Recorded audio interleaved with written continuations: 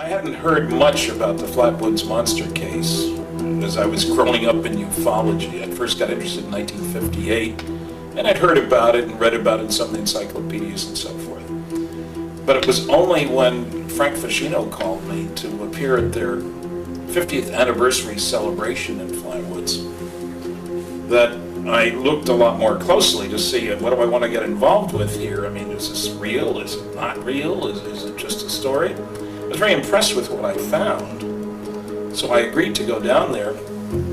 And I was astonished in talking with Frank, and he was sending me material, and we spent time together at the 50th anniversary to see the enormous amount of information he had collected.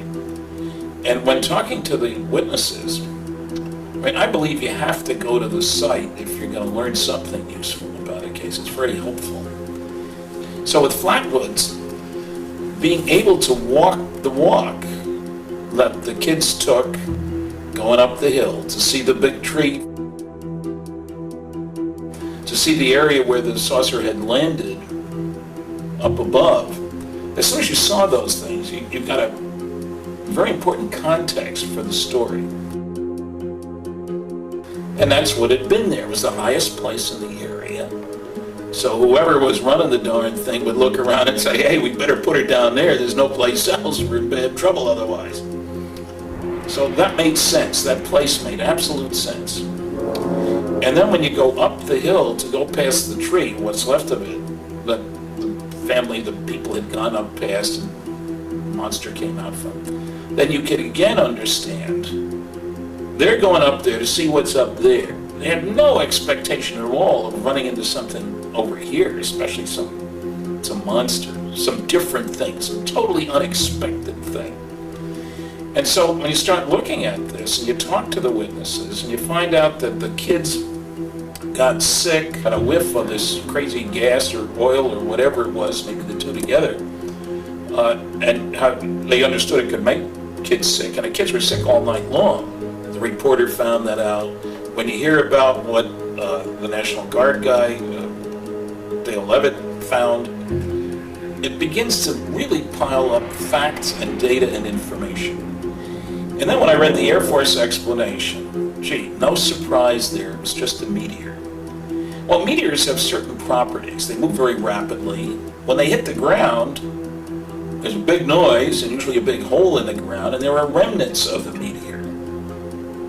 None of these hold true.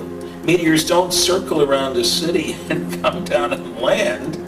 You could say, well, it just went down the other side, but that wasn't what the people perceived. And when you hear the explanation, not only was it a meteor up there, although there's not the slightest bit of evidence that there was, and if you look at the meteor compilations for that year, no Flatwoods meteor. And when you hear about the monster and then the stupid explanation that it was an owl, I mean, a big owl, real big owl, and if the kid's getting sick, was because they were frightened. None of that makes any sense. Look at that. Here's the monster owl. Here's the monster. We know how high the branch was up here. When the skeptics put out drawings, of course, they got the branch down here. But the object couldn't have moved out if there was a branch in the way. It went under the branch that was maybe 12 feet off the ground. So, I don't know what this thing was. I suspect it was protective. Your $200 puffer keeps you warm at the coffee shop. But as soon as you step outside, being run by somebody, maybe even remotely, and these seem to be antennas. Now, people were misled by the initial drawings that were put together as to what this was.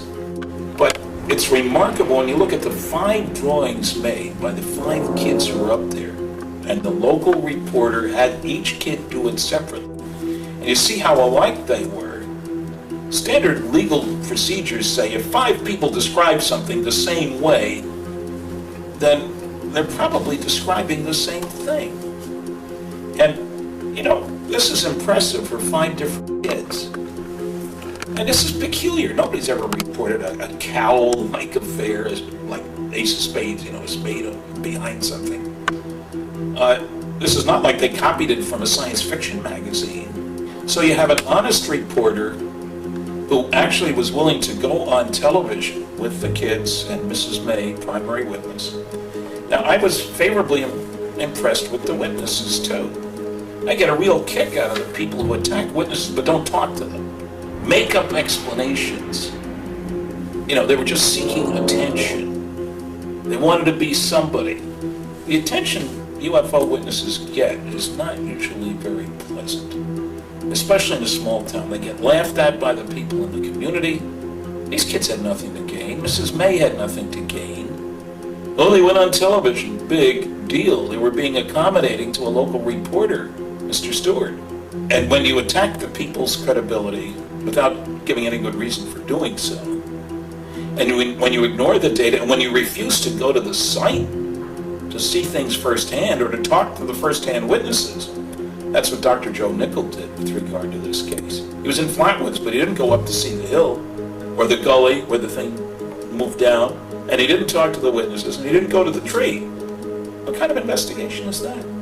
One of the major contributions Frank Ficino has made to the investigation of the Flatwoods Monster case is to dig out the Blue Book files. Difficult as it was, they were hard to read, but you look at all the witness testimony from that time. People saying it was not a meteor. I have seen meteors.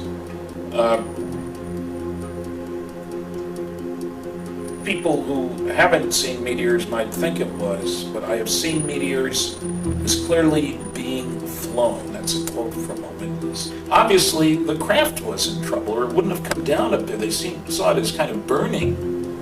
So you got to go down, cool it off. It's amazing out there on the site. You see how steep the gully is. The terrain is rugged. It's not gently sloping hills. The thing slid on down, this object went back there, and the whole thing took off sometime later. Meanwhile, lots of information was collected which we have never seen. And Dale Levitt pointed out he never got any feedback on the stuff that he sent in. He sent in samples of the liquid, samples of the metal. Nobody knows what happened to it, or where it went, and what the results were. And that's what I think happened here. And I think the government was, the guys on the inside at the hub, were very much concerned about what this meant. In the first place, people were scared all to pieces. Monster, that conjures up all kinds of things. And in the second place, what does this mean? Are these guys here to destroy us? Were they getting ready to attack? The imagination plays tricks, and if you talk about a 12-foot-high monster, that is scary. And so you can understand the government's concern with not making any more out of this story than they had to. It's part of the job of the government to prevent public panic about things, to tamp down too much excitement, because it gets in the way of getting rational things done. So I'm not blaming the government entirely for lying about this event. What are they going to say that wouldn't scare the heck out of people? Are they going to tell you about all the other sightings that night of craft moving across the country from the East Coast over? Don't think so. But Frank Ficino has collected the stories from the newspapers all over the East, and it is clear there were lots and lots of sightings of truly unidentified flying objects that were not meteors.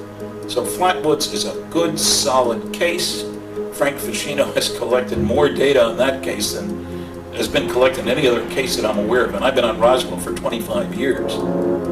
Frank has found the gold.